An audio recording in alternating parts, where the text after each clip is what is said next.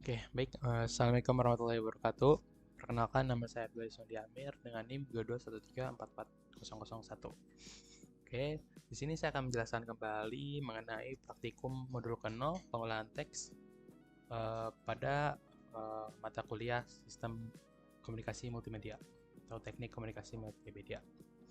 Oke, di sini kita mempunyai pendahuluan ya mengenai kompresi data. Nah, diberikan bahwa kompresi data adalah sebuah teknik untuk memangkas ukuran data sehingga bisa menghemat ruang pada penyimpanan data. Oke. Terdapat dua pendekatan kompresi data melalui lossy dan lossless. Terdapat algoritma untuk kompresi data seperti bit reduction, Huffman coding, LZW. Pada penelitian sebelumnya membuat berbagai upaya dari 3 algoritma dengan menggabungkan 2 algoritma ini menjadi rasio kompresi compression atau compression ratio yang lebih baik dan percentage penyampaian saving percentage yang lebih baik. Oke.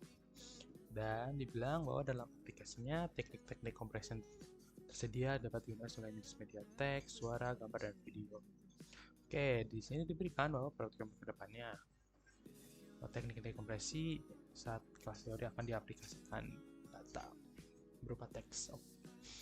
Nah, jadi di sini kita akan melakukan kompresi data dengan menggunakan bahasa Python. Nah, sini kita masuk ke tugas praktikum. Oke, untuk nomor 1 kita diberikan sebuah program dan lalu kita harus memperhatikan hasil dari program itu apa. Oke, kita masukin aja, kita kopas dan kita run. Boom. Nah, ternyata hasilnya adalah P. Nah, apa sih P? Ternyata P adalah huruf yang ada di dalam string ini. Nah, terus kita diberikan perintah untuk mengubah angka pada string 0 menjadi angka lain. Mari kita lihat bagaimana jika kita ubah ke nilai 1. Nah, ternyata habis itu jadi O. Jika kita ubah kedua jadi L, dan ketiga akan menjadi I.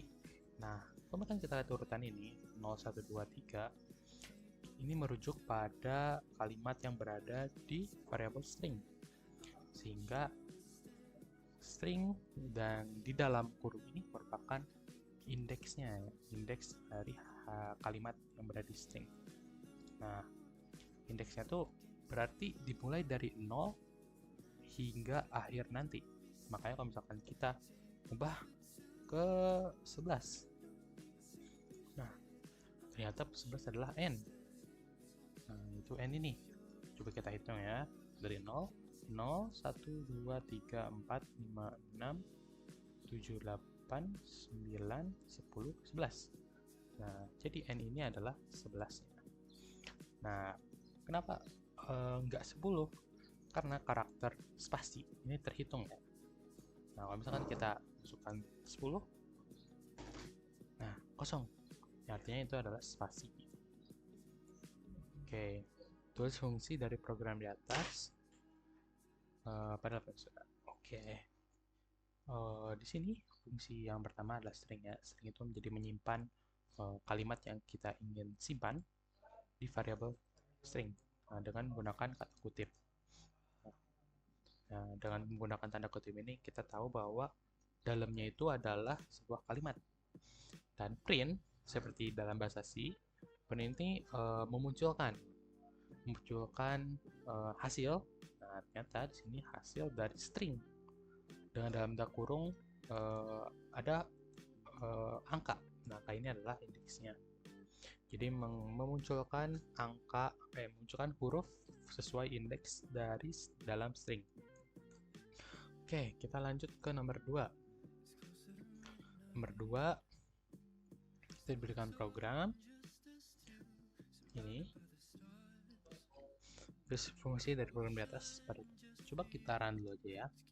Nah, ternyata 25. Nah, apa itu 25?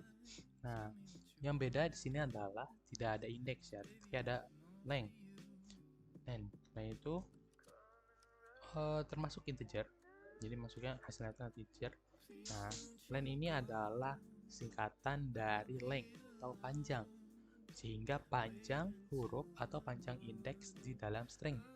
Sehingga dari 0 sampai sini itu ada 25 huruf. Seperti itu. Nah, lanjut kita ke program 3. Nah, di program 3 kita punya nih. Oke. Nah. Oh, dan printnya juga. Nah, di Python itu kita harus memerhatikan tabnya, bukan tab apa, spasinya. Nah, kenapa tadi itu sempat error? Karena itu tidak terbaca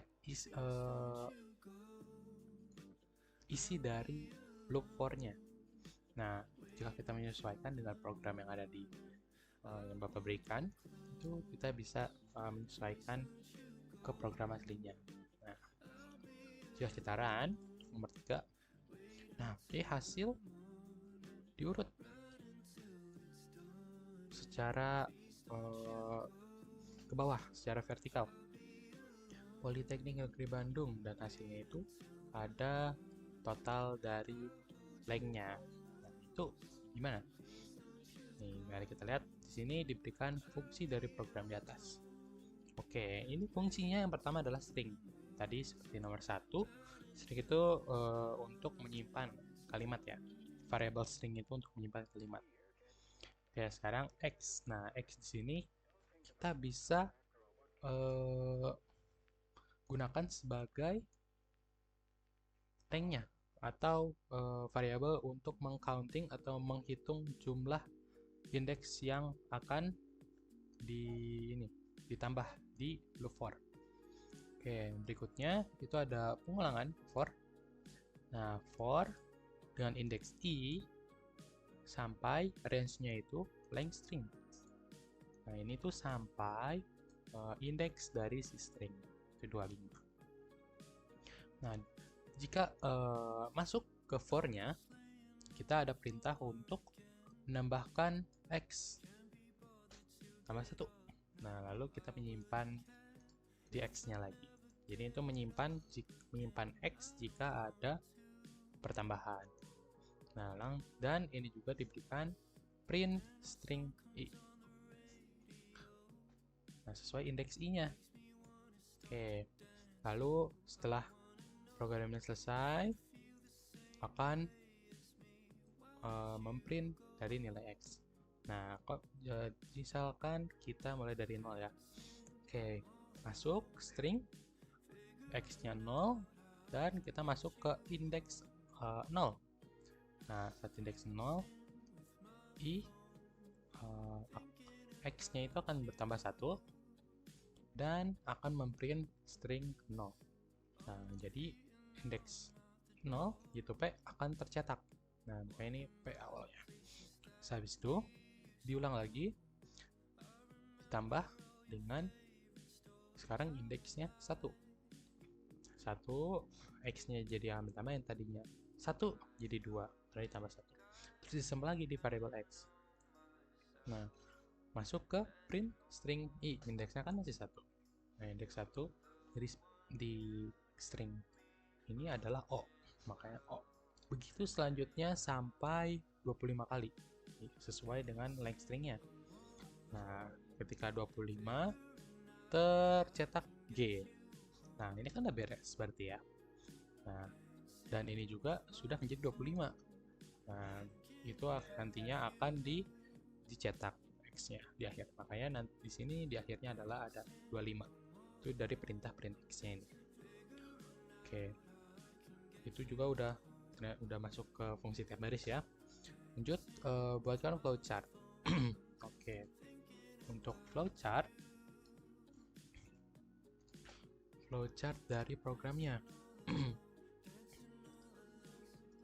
Nah, seperti biasa kita mulai dari start.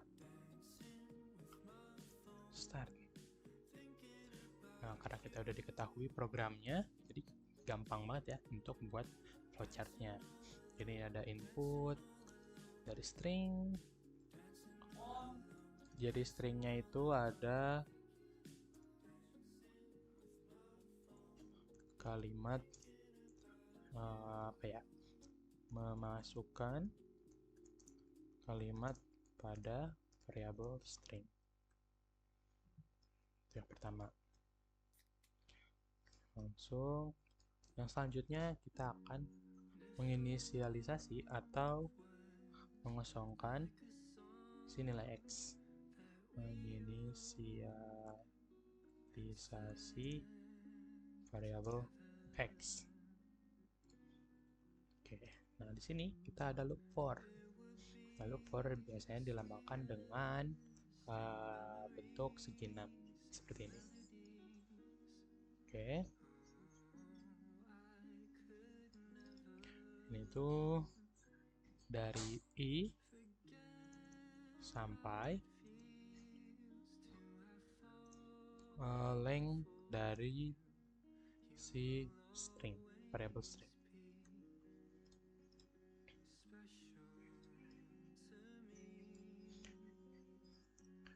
Ini juga ada perintah penyimpanan nilai variable X jika ada pertambahan ya. Oke, dan juga kita akan memprint out. Oke, untuk print out ini jenjang. Ini string sesuai indeks I. Oke. Nah, jangan lupa untuk for itu ada terminalnya ya, yang akan tempat perulangannya. Oke, jika sudah selesai, dia akan print X. Nah,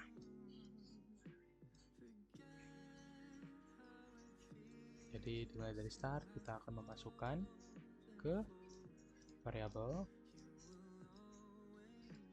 masukkan kalimat di stringnya,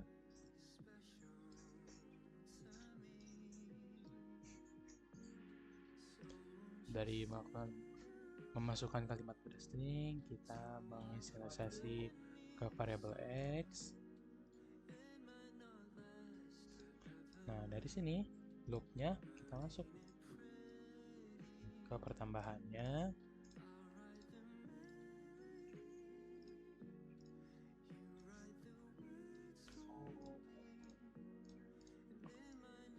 Nah, dari sini kita mengulang terus sampai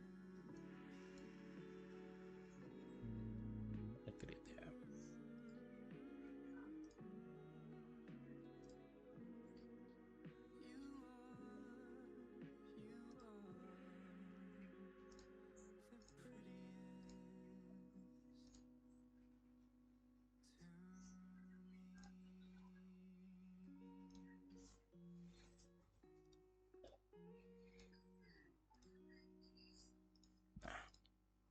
Enak.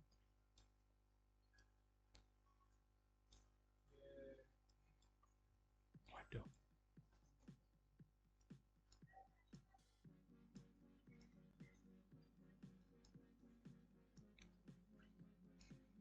Yaudah deh, nggak apa-apa. Oke, nah ini kalau misalkan yes.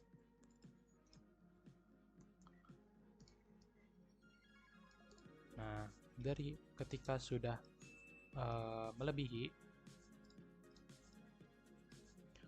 nah ini akan memasuki output dari si X-nya. Nah, seperti ini untuk flowchart di nomor 3. Nah, kita masuk ke nomor 4.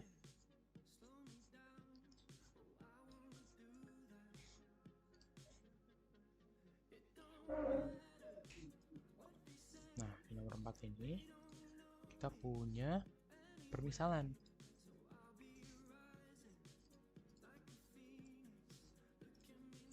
Nah, kalau misalkan itu di, nah ini. Jadi bermasuk ke perintah pertambahan X ini masuk ke if-nya, bukan sejajar dengan loop for-nya. Itu akan menjadi error ya. Oke, jika kita run, nah hasilnya adalah 1. Nah, fungsi dari program di atas. Nah, apa sih fungsi dari program ini? Nah, ini tuh adalah program untuk menghitung banyaknya huruf A yang berada di string. Nah, jika kita lihat, ternyata A itu cuma ada 1 di bagian Bandung. Nah, gimana nih kalau misalkan kita ubah menjadi I? Nah, ada 3 setelah L, setelah N, dan setelah R. Jadi, program ini berguna untuk menghitung banyaknya huruf yang kita inginkan di dalam string. Nah, fungsi tiap baris di program. Nah, string pertama itu menyimpan kalimat, ini menginsersi untuk menyimpan banyaknya count atau banyaknya pengulangan setelah masuk ke program if, dan program for untuk mengulangi perintah perulangan ini sebanyak string yang berada di kalimat dengan program i sampai length string. Nah, ini ada permisalan ya. Nah, ini adalah kunci utama untuk mencari huruf yang sama dalam string. Nah, dengan string, jika string dengan indeks i sama dengan huruf yang kita ingin cari, maka jika iya, akan melanjutkan program, yaitu pertambahan di variable count. Lalu hasil akhirnya akan men-print si X-nya itu, atau hasil tempat kita menyimpan banyaknya huruf di dalam string. Nah, yang berikutnya kita akan memasukkannya ke flowchart. Nah, bedanya di sini ada if ya. Nah,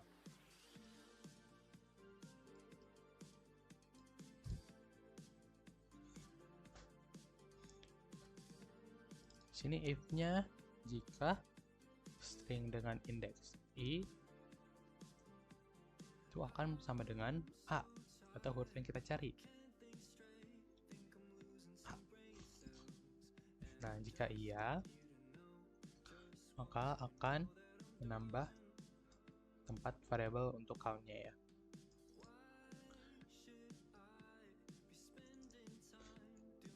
Nah, seperti ini.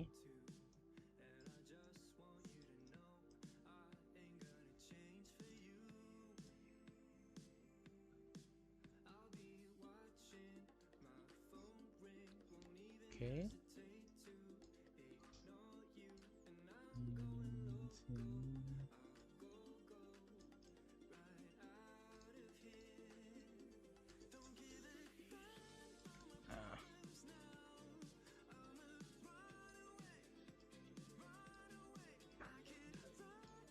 Nah, bagaimana kalau misalkan bukan sama dengan A? Nah, ini akan lanjut lagi ke program for-nya, akan terus berulang.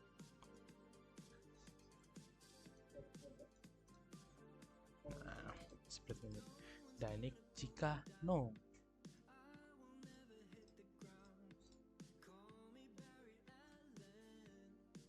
Nah, ini jika yes. Nah, bedanya hanya itu. Jika stringnya sama dengan A, akan melakukan proses pertambahan di bagian variable X, dan jika tidak akan kembali lagi ke loop for. Begitu terus sampai length stringnya itu habis atau sesuai atau lebih dari length stringnya. Oke, lanjut ke nomor 5. String ini punya lagi program, kita kopas saja dan kita coba run. Nah, sini ada perintah string.split. Nah, ini fungsinya, nah dapat lihat dari outputnya ya, dia memisahkan setiap kalimat yang berada di dalam string. Setiap kalimat, setiap kata. Nah, di satu kalimat string ini kita mempunyai 3 kata.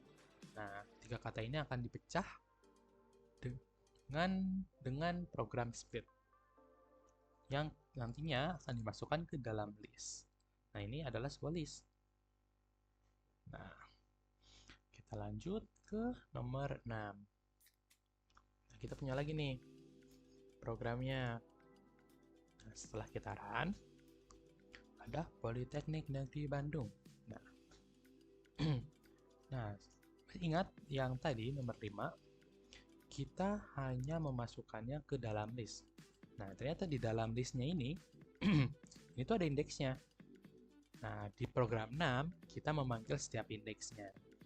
Nah, ini tuh indeks ke 0, ini indeks ke 1, ini indeks kedua. Nah, di program nomor 6, soal nomor 6, kita memanggil setiap indeksnya. Ini tuh udah masuk ke dalam listnya ya. Nah, ini dia. Jadi dengan menggunakan perintah split, X ini akan menjadi list setiap kata. Nah, ini kita panggil indeks si listnya Politeknik Negeri Bandung. Gitu. Lanjut, kita ke nomor 7.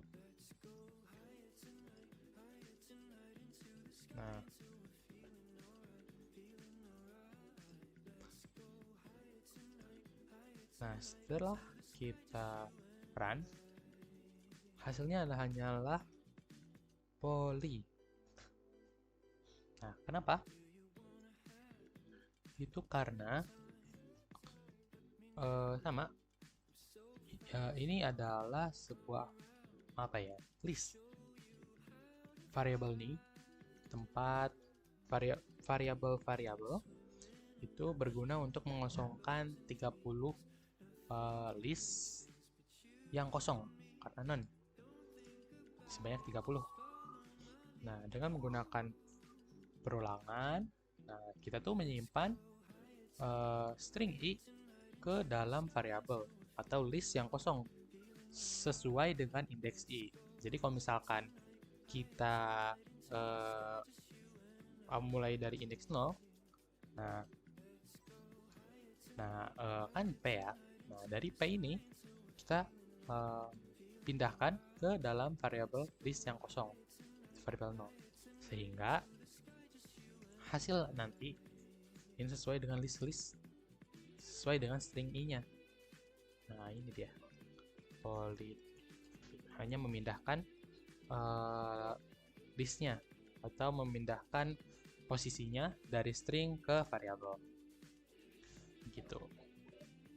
Nah, kalau misalkan kita masuk ke dalam flowchart, ini sih var x, ini variabel.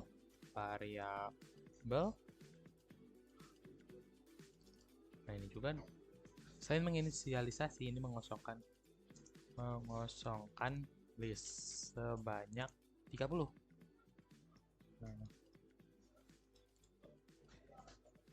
Nah, setelah itu masuk ke dalam looper-nya sebanyak string. Nah, kita nggak ada if ya.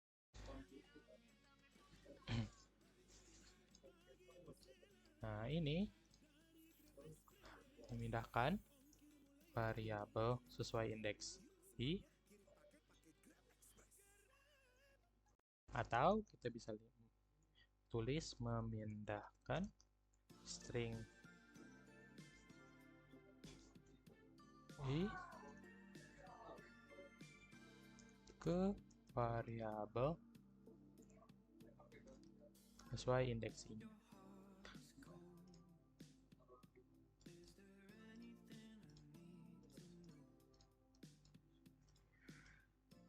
Nah, dari sini setelah mindah ini semuanya sepanjang range stringnya, nah ini kita menampilkan. Nah, itu bukan X saja, tapi ada indeksnya. Oh iya, maaf sebelumnya itu lupa. Lupa N ya. Astagfirullah. Ini tuh ada N-nya. Kecuali ini loop yang tidak ada N-nya, seperti ada proyek seperti menampilkan atau lagu jingle itu ada. Seharusnya ada. Ini ada N-nya.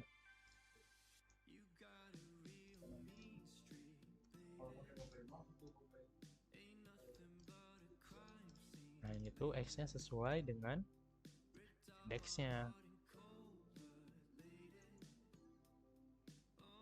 0 1 2 kurang 1.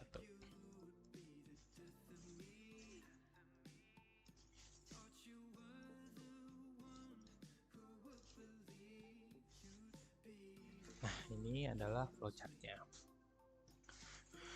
Baik, mungkin cukup sekian dari penjelasan dari saya. Mohon maaf bila ada salah kata atau kekeliruan dalam penyampaian saya. Wabillahi taufiq wal hidayah. Wassalamualaikum warahmatullahi wabarakatuh.